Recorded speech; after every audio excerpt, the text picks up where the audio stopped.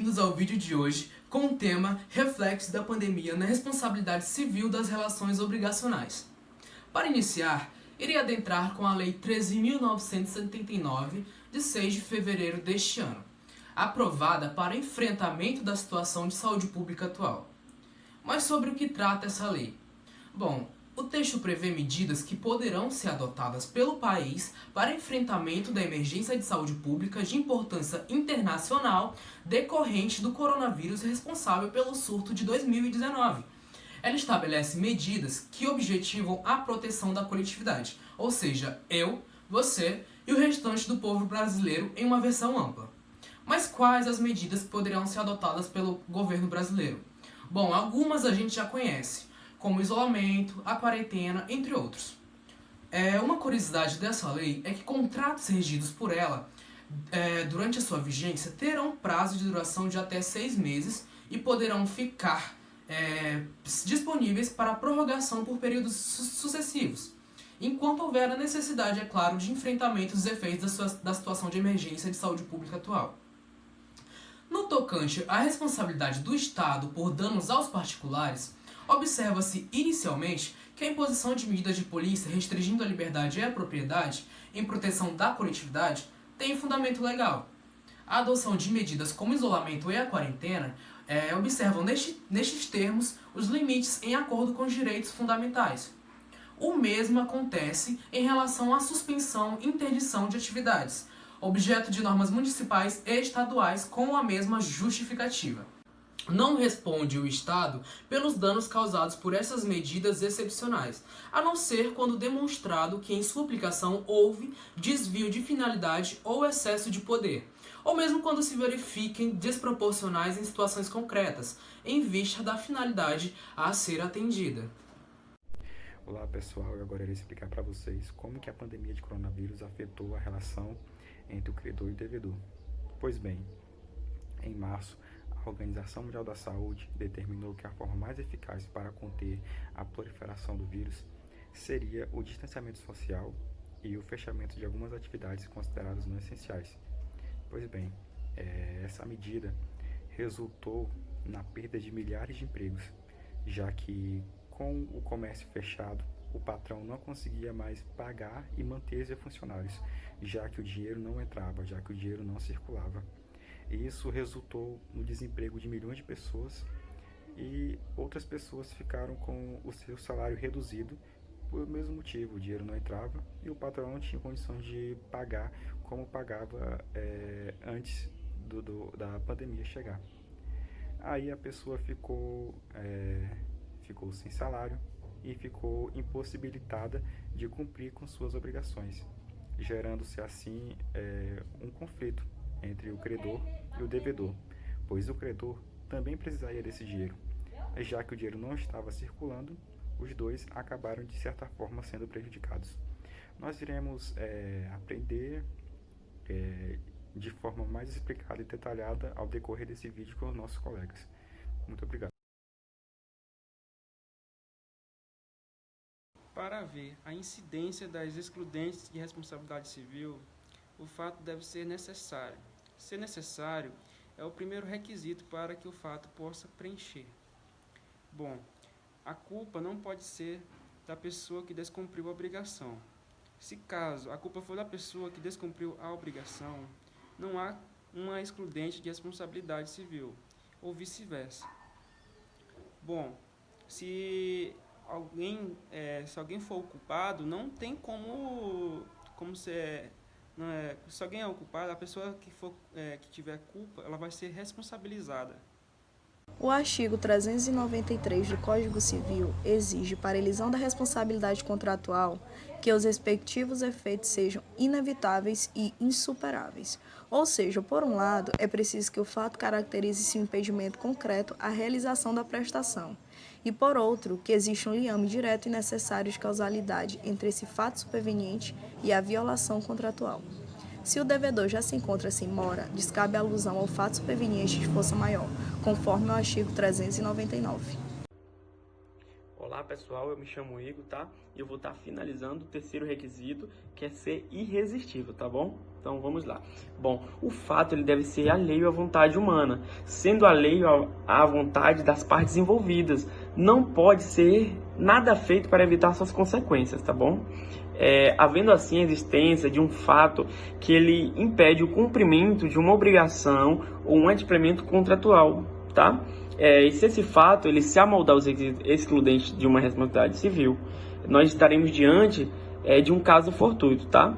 Bom, eu vou mostrar para vocês um exemplo de um julgado TJRS, tá? No qual o egrégio tribunal ele reconhece a incidência de um fato de caso fortuito ou de força maior, tá?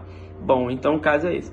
No caso dos autos, a parte demandada ela trouxe a juízo provas e elementos capazes de demonstrar que o alagamento e os danos ocorridos no imóvel locado, eles originam-se em razão de um caso fortuito e de força maior. Portanto, resta afastado o nexo de causalidade necessário ao reconhecimento do dever de indenizar na forma do artigo 927 do Código Civil. Então, assim, o julgado que eu acabei de falar, ele externa o entendimento de que a parte interessada ela deve demonstrar no bojo probatório a ocorrência excludente da responsabilidade civil, tá? Para que, assim, esse direito seja reconhecido, tá bom? Espero que fique bem claro, tá, pessoal? Obrigado pela atenção de vocês.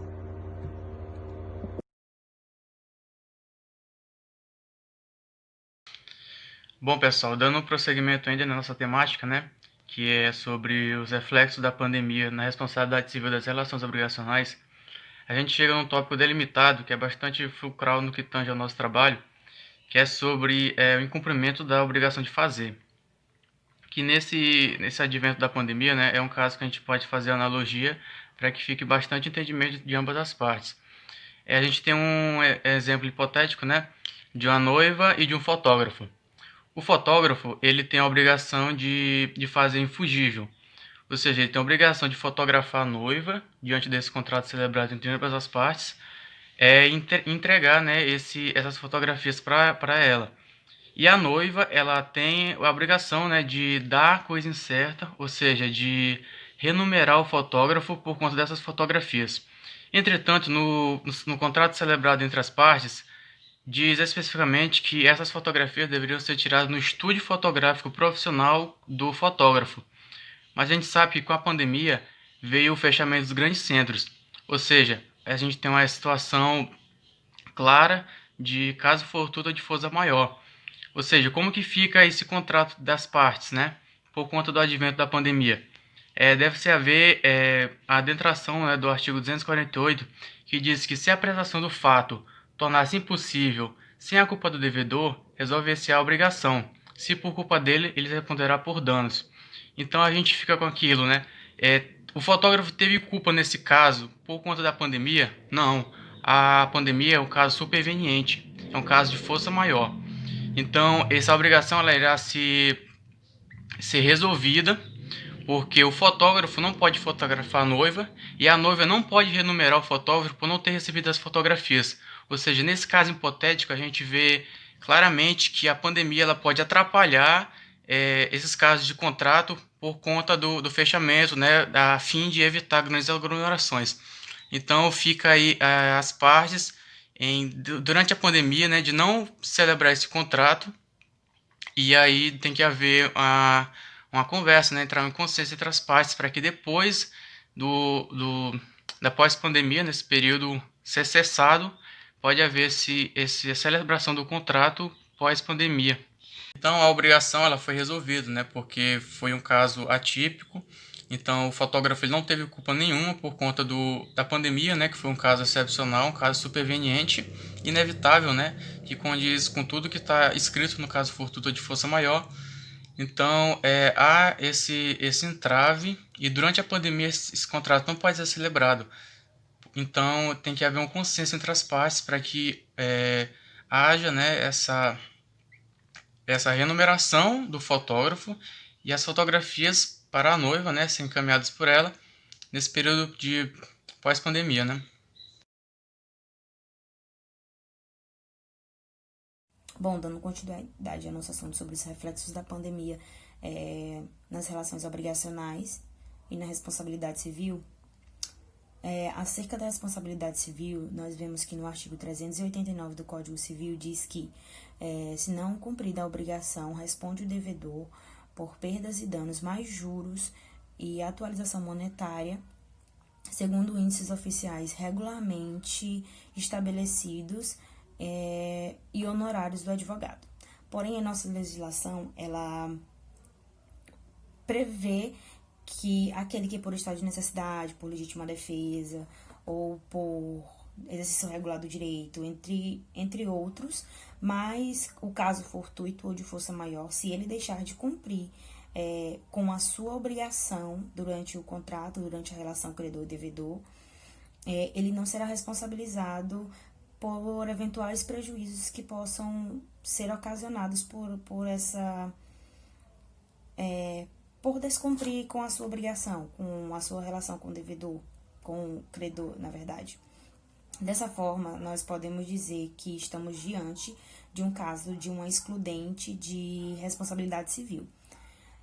Podemos citar, que é o artigo praticamente principal, 393 do Código Civil, que fala sobre algumas das excludentes da responsabilidade civil, onde ele diz que o devedor ele não responde pelos prejuízos resultantes de caso fortuito ou força maior, se expressamente não se houver por eles responsabilizado.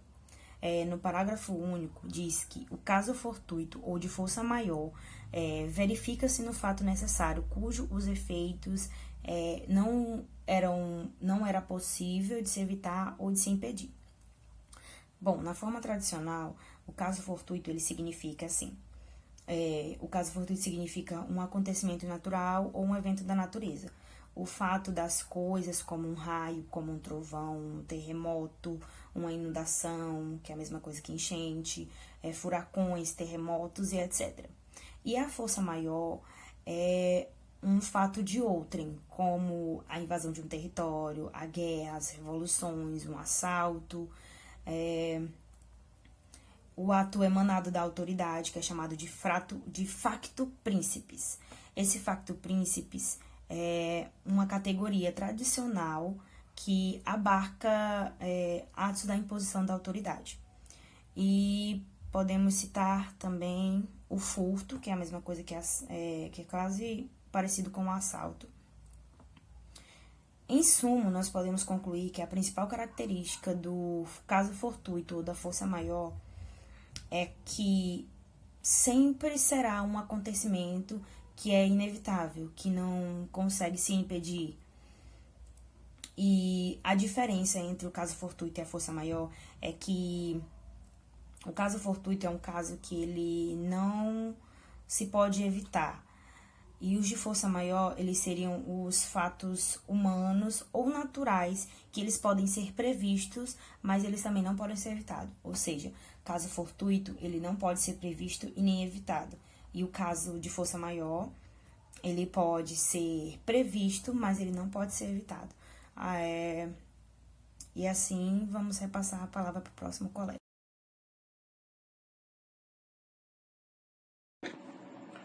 Estarei dando continuidade ao nosso assunto sobre os reflexos da pandemia nas relações obrigacionais no tocante à responsabilidade civil.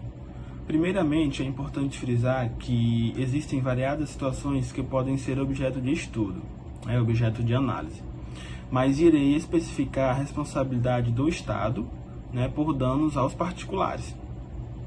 Observa-se, então, inicialmente, que a imposição de medidas de polícia restringindo a liberdade e a propriedade, com o objetivo de proteger a coletividade de uma forma geral, elas têm sim um fundamento legal.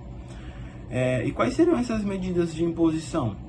O isolamento é um exemplo, a quarentena, a realização compulsória de exames e testes, dentre outros. E todos esses requisitos estão lá no artigo 3º da Lei 13.979 de 2020. E todos esses requisitos eles estão de acordo com os direitos fundamentais. O Estado ele não responde pelos danos causados por estas medidas excepcionais.